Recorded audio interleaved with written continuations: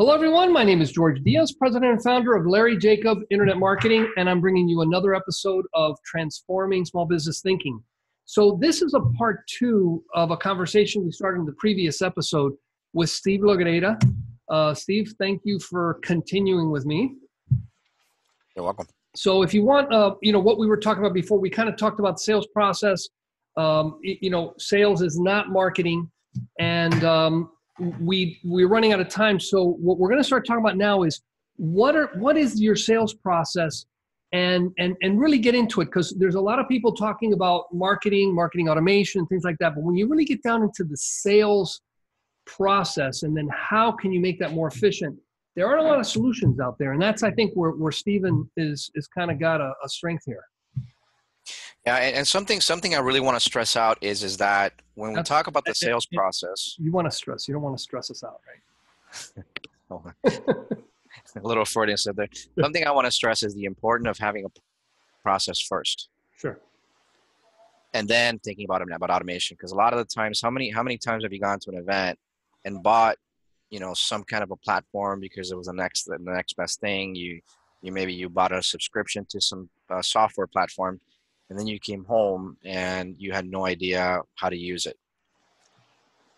The reason why is because you didn't know exactly what you were using that platform for. So you put the cart before the horse, right? So one of the things I do with all my clients first is figure out what their sales process is. Okay, and then worry about how do we automate that process. So I have a couple of slides here that I want to share with you. I have a presentation that I give to clients, and basically, it's really about creating a sales process, right? So this is stage one, right? So again, as I said in the last interview, marketing is how you get a lead. Sales is what you do with that lead, right? So stage one, and you might have certain steps under that. And then stage two, and have certain steps under that, right? And so forth until you close. And let's say the person does decide to work with you. Do you have your onboarding process automated? Like, for example, you want to give them access to your online course. There's contracts that are needed to be signed. Is there homework that you have to give them? What do you need in order to start that relationship, right? So when you're creating a process, first thing you got to do is, you want to create a process for different ways of marketing. So for example, networking is a way of marketing, right? Because you're marketing yourself. You go out there meeting people, telling them what you do in the hopes to get a client. So you can be giving talks, you could be at events, any type of a digital marketing funnel, social media, referrals, joint ventures. These are all ways of doing marketing, of getting leads, right? Sure. And then knowing exactly what to do with that specific marketing modality, if you will, it's really where the rubber meets the road. No, right. And it would be different if I was networking in a room versus I'm the guy on stage, and it's kind of like, hey, I'll be in the back of the room afterwards. Yes. It would be different. So you want to make sure whatever your sales process is, it matches up with whatever your marketing strategies and tactics. Correct. So part of what I do with my clients is, first of all, I identify, and I call the 7 steps to creating a sales process. So prospecting, preparation, approach, presentation, handling objections, closing, and then onboarding, right? So prospecting is where do my ideal clients hang out? Preparation is when I'm going to go over there, who's going to be there. I try to do a little bit of research, try to figure out who's going to be there so I can target people specifically. And my approach is basically, how are we going to meet? How are we going to get together? Are we end up having a cup of coffee? Are we going to do a Zoom meeting like we're doing, Skype, phone call? The presentation would be having the actual sales conversation. And then during that, you handle objections. Hopefully you close, and then you onboard them, right? So to really give you a very good explanation of what I'm talking about, I'm going to give you what I do when I go to a networking event, right? And notice how I haven't talked technology. I'm just talking process, right? So here in Vancouver, there's a lot of different types of business meetups, meetup.com, that website. And I love that because you get information of who's going to be there, right? So first of all, I find a networking venue that I want to go to. Then I prepare for that by looking at who's going to be there. There might be a couple of people that I think I might want to speak to, right? Then when I'm at the meeting, I approach those people.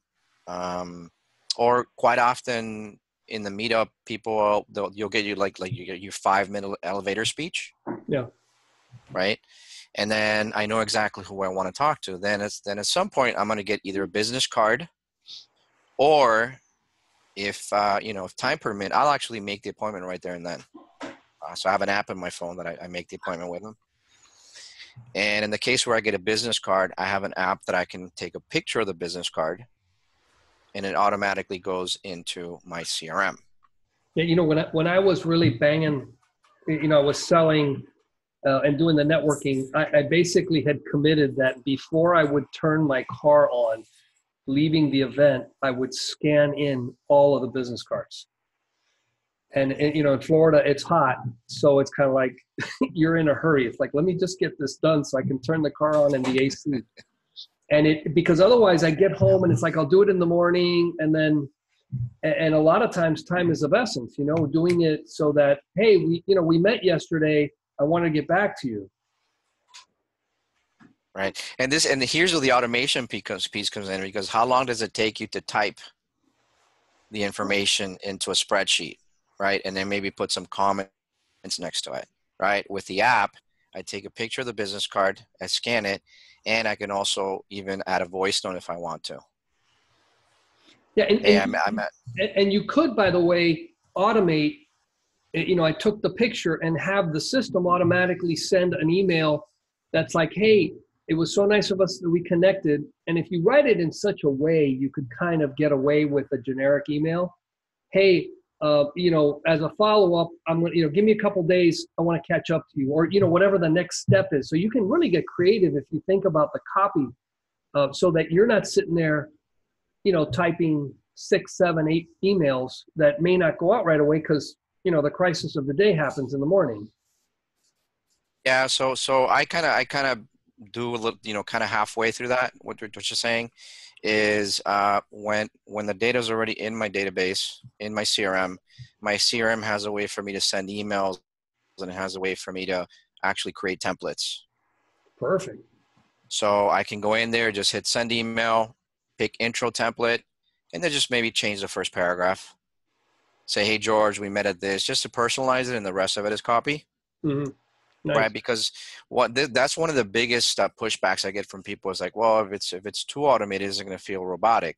So no, not if you do it the right way. Gotcha.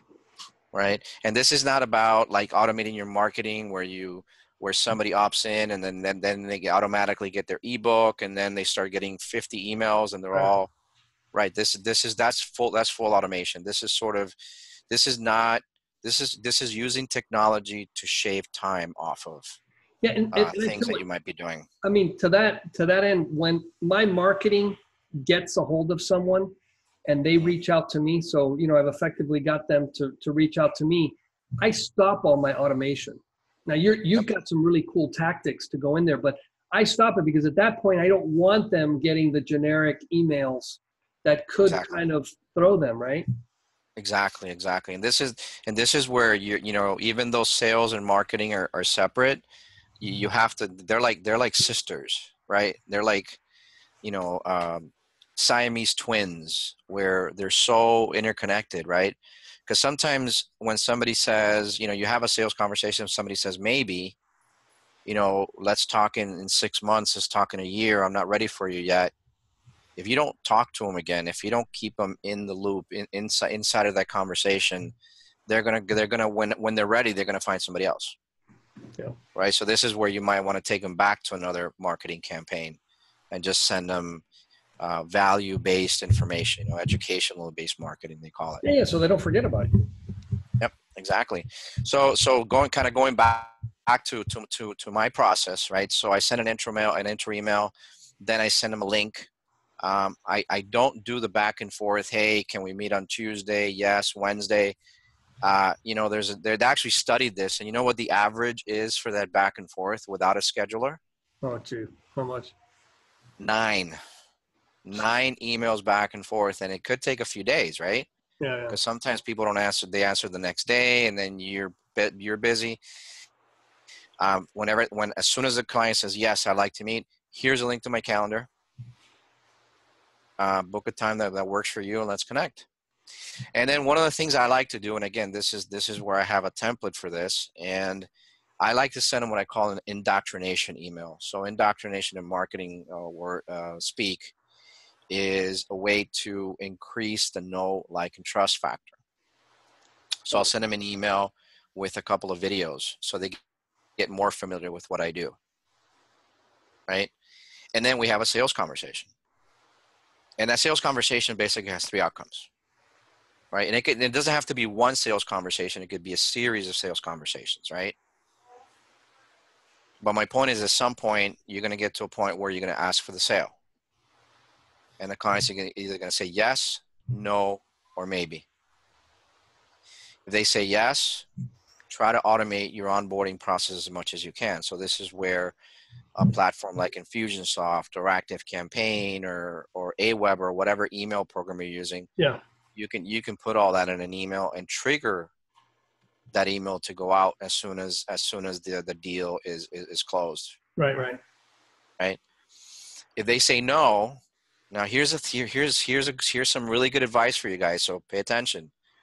No doesn't mean that you're not going to make any money, that it's a dead deal. One of the things I do a lot during my network is I'm also looking for joint venture or promotional partner opportunities, right? So for example, let's say that a customer was really looking more for marketing automation. And they thought sales process marketing, but they were really looking for marketing automation. And I, you know what, Mr. Customer, I don't think we're a good fit, but you know what? I'm going to refer you to George. George is a marketing guru. And guess what? George and I have an agreement that if I send him a client, he's going to pay me a commission. Right? So that no turned into some kind of a money-making opportunity. Sure. And you look like a rock star in front of your client because you still solved their problem. You referred them to somebody who can actually help them. Makes sense. All right? Or you can put them into some kind of a, long-term email. You can put them back into your marketing, right? Because maybe that no is not no for now, which is kind of like a maybe. Yeah. And then if it's a maybe, if the client's like, well, I don't have the money right now, but give me 2 weeks, then typically I'll make an appointment with them right there and then to talk in 2 weeks. Sure. All right. So keep it hot. If not, I put them into a system I call a 7x24 follow-up process, which is 7 contacts in 24 days. And it could be a series of emails. Yeah, 7 contacts. In other words, I want to contact this person 7 times in 24 days. And it could be emails, it could be phone calls, it could be a mix of the two. So right. Because a lot of people probably listening, it's like, that's a lot of touches. Yeah. But if you look at the studies, usually people will buy it on the 8th or 9th contact. Right. Right. And it doesn't have to be that, that conversation or that email. If you have a good, for example, one of my mentors, Dan Locke, he's got thousands of videos already on YouTube. So by the time that people get to him, they already know about him. They already either like him or don't like him, and either way, right? He's kind of like a polarizing guy, but brilliant. And then if they like him, they already know they want to do business with him. Yeah. So it's you're taking orders in your sales process. Yeah, pretty much. So that's another little tip for you guys from the marketing side of things is the more content you have out there, whether it's blogs or videos or things like that, that's going to make a huge difference in your marketing efforts, and it's also going to help you in closing sales. Nice. Right. So pretty much, so I showed you my process for networking, and I have something similar for events. For marketing funnels, basically it goes what I call an application funnel. So whether it's from a webinar or a video sales letter, it goes to an application, it goes to my scheduler, and that goes into my CRM. And again, this is the automation part. They put in their name, they put in their email, they put in their phone number. They gave me information about them, and I typed nothing. Yeah, which is really efficient. Right? It's very efficient because now I have all their information. They did the admin work, I didn't. And then when I'm having that sales conversation inside of my CRM, I'm taking notes, right? Yeah. I can also record that conversation and then also upload it into my CRM. Yeah. So just like if you do a conversation like the one we're having here, you can record this and then attach it to the opportunity, right? Exactly. And this is again where everything is in one place. I'm not having to go and open up my audio player and then go to my spreadsheet, right? Where you have all these multiple apps, everything. The whole idea is to have everything in one place, in one dashboard. Yeah. So that I can manage the whole entire relationship, not just the sales process, but also beyond that, the relationship with the client. And I know exactly what's going on with them. Nice. Yeah. Very good. So let me ask you, if people wanted to learn more about this, where would they go? All right. So my website is automatemysalesprocess.com. And actually this slideshow is from a talk I gave a couple of days ago. And it's on the Vancouver Business Network YouTube channel. Nice. And I can provide you the link for that if you like. Yeah. Send me the link, and then when we publish this, we'll put it in the show notes. Okay, perfect.